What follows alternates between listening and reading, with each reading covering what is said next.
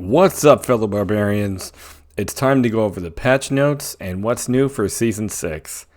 I thought we'd start off by looking at this sweet armor for our season journey.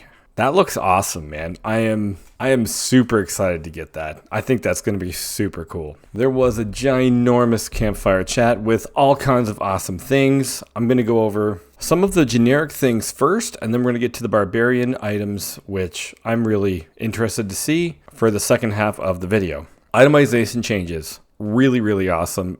Absolutely needed. Now we can reach rank 8 instead of 4. Perfect. And now we can have 2 temper slots. So important, so needed. Absolute win. This is going to be great. Also in the generic changes is we have the difficulty tiers. Right now it seems like they're bumping everything up about 20 levels. As you see here, Torment 1 from the PTR is now going to be Penitent. And Penitent is now available when you start from level 1. I can't see most people starting at Penitent. I think most people start at Hard or Expert. They have also decided to update the Paragon boards. I'm not sure how this one is going to look. So the good things about it would be like the normal nodes that support the legendary glyph radius. That's really good. So we're going to have more nodes that we want that increases our glyph. That's awesome. The rare and magic node adjustments, we're going to see how that works because there are some magic and rare nodes that I still don't think are very good, but we'll have to see how this one plays out.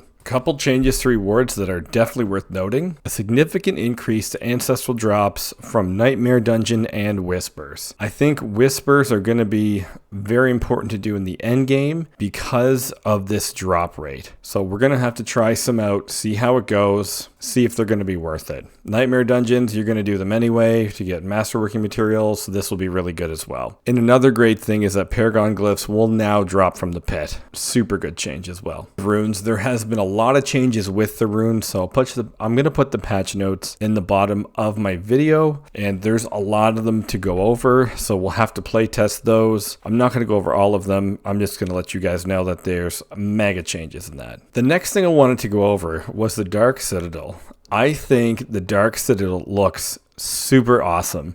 And I think the monsters look amazing. Like, this is super cool art. Whoever made these, I think is wicked. I'm looking forward to this. During the presentation, when we saw the Dark Citadel, this really looked interesting to me, and I am very excited to try the Dark Citadel. I think it's going to be really cool, and I want to see it. Like, this is the biggest thing of the expansion that I'm looking forward to, for sure. Okay, so before we talk about the Barbarian Changes, let's talk about Season 6. This reminds me of Diablo 3 with the Realm Walkers before, with the expansion of the Reaper of Souls. And with this, we're going to have the same sort of thing that we've had with the past seasons with the reward track. And I think this reward track is really good, and it looks like we're going to have Green Helltide once again, just like Season 2. You know, Purple Helltide was for Season 3. These were always really good events. They were a lot of fun, and they had a lot of XP, so I wouldn't be surprised if this is going to be one of the best ways to get XP during Season 6. And here's the seasonal items that you're going to get from the Realm Walker. So it looks like they're making many more ways to farm everything from every part of the game, and they want you to play the game the way you want to. And now let's get on to the barbarian content. Okay, so things to start with is that on some of the Paragon boards, they are changing the damage. On the Hemorrhage board, there's now with Lacerator, physical damage is changed to vulnerable damage. Carving, damage to elites changed to damage while berserking. And with the Carnage board here, damage to elites changed to critical strike damage. Berserking duration change, critical strike chance, but it is better than berserking duration. The Force of Nature board I haven't used yet. Very interesting that the earthquake duration has been reduced to 10%. That's massive. So clearly earthquakes all the time is not what they intended. I like the physical damage versus damage to close. Physical damage is what we always do. Damage to close is now getting closer to a damage on Tuesday thing. Okay, on to our skills. Mighty Throw, still awesome. Got a buff, and you're still going to want to take Warrior's Mighty Throw. And we already know that we're getting a new key passive. I talked about most of these changes in the other patch note videos that I made. None of this has changed. Really looking forward to using Warpath. That's going to be awesome. Helm with Upheaval, and the Ugly Bastard Helm did get a buff to 60 to 80. Looks like from D3 how the Barbarian also did fire damage. It looks like they're kind of going towards that theme again. This one's really interesting. The aspect of Shattered Steel, that's a massive increase. Steel Grasp now deals 120 to 420% weapon damage. I never used Steel Grasp as an actual way to damage an enemy. This might make a way that we would. And we did go over the new tempering recipes before, so that has not changed from the PTR. Frenzy is getting a Fury Generation increase and a damage buff. Excellent, 13 to 15. And Enhanced Frenzy also got a change. Now, Frenzy is granted 60% attack speed, and the Fury cost of your core skills are reduced to 25%. Clearly, they don't want a Frenzy only build. They want us to see if we can use Frenzy, in my opinion, with Double Swing. That kind of would go hand in hand. Combat Frenzy got a mild rework. We still get damage reduction, but now we also get movement speed. The damage reduction is a little bit less, but the movement speed is also good. So I would say that's not necessarily bad. And Battle Frenzy, I don't think you would ever want to take that because Combat Frenzy is better, but it also got a buff. Okay, Ground Stomp got a buff. I didn't get to play this on the PTR, but I am very looking forward to trying Tactical Ground Stomp. Instead of dealing 800, it deals 900 damage, and regular Ground Stomp deals now 35% weapon damage instead of 20. Ground Stomp's going to be a good option for Season 6. Upheaval. Upheaval got another buff. So now it deals, instead of 88%, deals 100% damage. And the damage bonus from Furious Upheaval is increased to 15%. And max stacks are now up to 8. This is awesome. Furious Upheaval is great. Both options for Upheaval are awesome. Let's hope this can make it a little more viable. I'm definitely going to do an Upheaval build. Martial Vigor. This damage reduction is increased. This is a massive buff from 4 to 6%. That means instead of getting 12% damage reduction, we are getting 18. That is a massive buff. That's wicked. And I did go over the tempering recipes in my last video.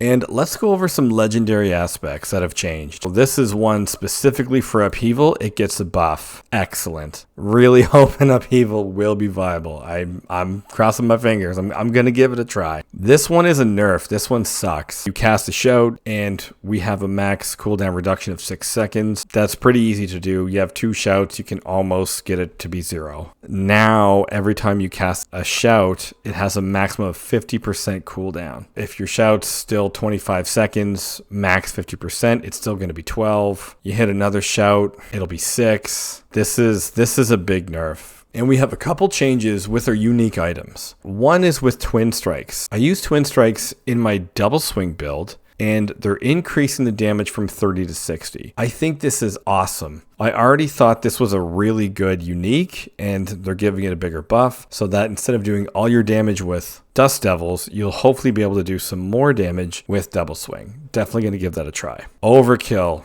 You can't play Death Blow without Overkill. This is great. 40 to 60, I really like that. That is awesome. The Red Ring bonus, this is really good. If you play Death Blow, Upheaval, or Hammer of the Ancients, mandatory item, this is going to make it even better. And the Hell Hammer. If you get a Hell Hammer during leveling is going to be no problem. I think the Hell Hammer is amazing. The fire damage is increased, that's huge. And then the damage bonus per 100 strength is also increased. If you can get a Hell Hammer and an Ugly Bastard Helm, that should work pretty well. This is a good change. They're really trying to buff Upheaval, man. And those are the unique items, and they made a couple changes to the Paragon boards with some of the rare nodes. Most of these are decent, kind of more like lateral changes. Some are good, some aren't so good, but overall, it's not going to change your build too much. We need to see how good they're going to be for Season 6. They said they juiced them up a bit. If it's only just another 10% to one-handed weapons, that's not really juiced up. Let's see if these are really going to do anything. 2 glyph changes. The Brawling Glyph, the brawling damage is increased from 18 to 25%. With Ground Stomp being a brawling skill, if you take Tactical, that's going to be awesome. Dominate Glyph got better. Now the guaranteed overpower is reduced from 20 to 15. Amazing. So overall, we have some great things.